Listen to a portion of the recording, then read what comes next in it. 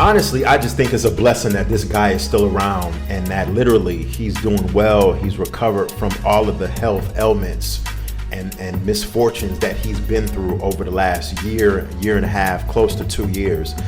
So just salute to Al B. Shore for still being with us, for still being healthy and being on the recovery track to back to normal and having a normal lifestyle. He ran into some health complications. Al B did about a year ago. He was literally in a coma for a while, but he survived all of that and he's back. He's feeling good. He's feeling healthy. He said in interviews that he's even recording music and has did some performances here and there, spot performances, not full-blown concerts, but just some light performances over the last month or two. And I just think that it's amazing that he can still do his thing. He has his voice and he can still rock and be with us. This video is about what happened to the music career of Al B. Shore. Thank you for watching. This is the Entertainment E for One podcast. I am BLT Anthony. His first album, In Effect Mode, I remember having this cassette or, back in,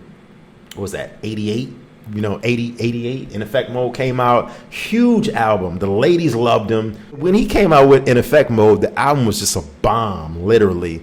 Helmed off of the success of Night and Day, one of his biggest songs, one of the biggest songs, R&B songs of the 1980s. I mean, this album just has so many hits. In Effect Mode, it had "Ooh, This Love Is So," "Killing Me Softly," "Rescue Me," "Off on Your Own Girl." I mean, almost every song on this album was a hit, and the album sold millions of records.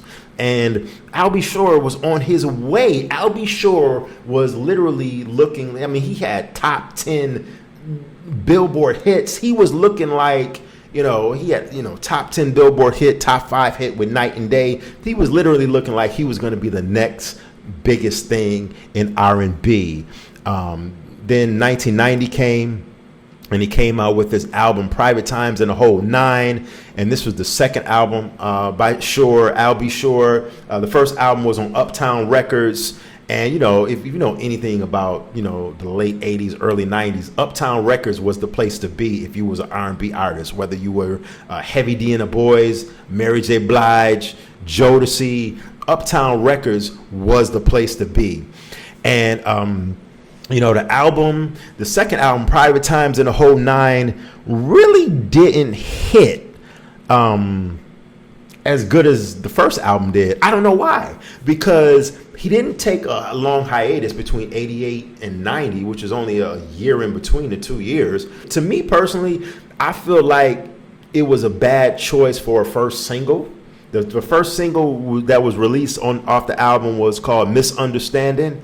And it was more of a attempt at like New Jack Swing, which was somewhat of a genre of R&B at the time that was mega successful, brought on by another Uptown Records recording at Guy and Teddy Riley.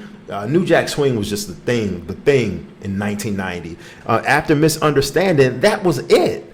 I mean, that's really all that album had to offer. His second single was No Matter What You Do, and it featured Diana Ross, and I think that was another poor selection for a second single. So then, Al B. Shore takes a 2-year hiatus from 1990. 1992, he comes out with Sexy Verses. Now, Sexy Verses to me was a more smooth, sexy album compared to the New Jack Swing style of Private Times and the Whole Nine, and even from his first album. Sexy Verses was just a real sexy R&B, back to the basics of just being, sexy. The first single off that album, Sexy Verses, was probably one of my favorite Al B. Shore songs. If not my favorite, definitely my second. My favorite Al B. Shore song, obviously, Night and Day. But right now, that song just set the tone for that album. That's why it was called Sexy Verses. Very sexy song. I remember the video being real dark, real sexy. And the video spent some time on, back then it was called the Video Soul Top 20 Countdown on BET. The video was getting heavy rotation on BET, was in the top, I think it hit number 1 on the Video Soul Top 20 Countdown. So it was a successful song, although the album just didn't hit like that either. The album sales of Sexy Verses lacked, obviously, compared to his first album, but even his second album. And but I thought Right Now is very slept on, very lovely, very sexy, seductive R&B song. To me, like I said, one of my favorite songs by Al B. Shore that doesn't get the accolades that it deserved. But then Al B. Shore came out with another single off that album called Natalie. It just didn't hit like that. So Sexy Verses was a mediocre album as far as like album sales and things of that nature. And then that was 1992. We didn't hear from Al B. Shore until 2009 after that. Al B. Shore literally took, 2092, 2009. He took so much time off from recording music to where, I mean, he just disappeared. And I remember there was a video, and it surfaces online too, where he was on a show called Video LP, and the co-host asked him, and this interview was conducted during the Sexy Verses period back in 92 when he was promoting the album. She was like, rumors are being circulated that you're going to take some time off from the recording industry. Is that true? So let me see now. Are you going back? Because I've heard this rumor that you're thinking about not really giving up your singing career, but backing off a little bit and really starting to concentrate on producing. Is that true? No, not really. As you can see, Al B. Shore really didn't answer that question really clearly and confirm it. But as the trajectory of history showed, Al B. Shore took a lot of time off. I mean, and none of those, Al B. Shore talked about producing other artists and coming out with his own label. And none of those artists or his own label jumped off and produced. None of that came into fruition. So Al B. Shore, and I'm pretty sure Al B. Shore was doing writing behind the scenes that even I don't know about. He probably has written for some of our favorite R&B acts that I will never even know about because he probably won't discuss that. But it's just crazy how Al B. Shore took all of those years off, and then he popped up in 2009 with the album Honey, I'm Home out of nowhere. The album was, his 4th studio album.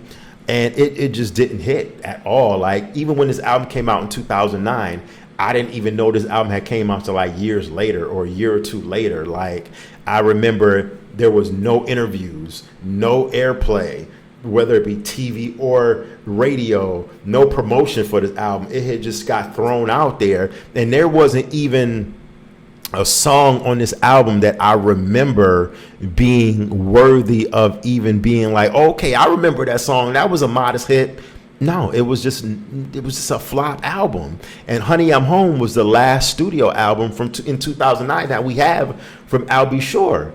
And he is just, like I said, he's ran into some health problems over the last year, but thank God he's, made it back and he's recovered from it. But Al B. Shore's career just took a crazy trajectory.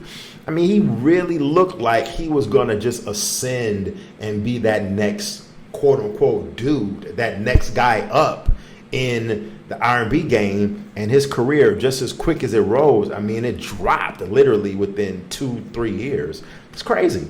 But let me know what you think about why you feel that Al B. Shore's career didn't take off, and he took all of those years off and didn't come out with any music at all. And it's just an enigma. I would just love to know what was Al B. Shore doing from 1992 to 2009, then from 2009 until up to now. Like, it's just crazy. He has so much potential.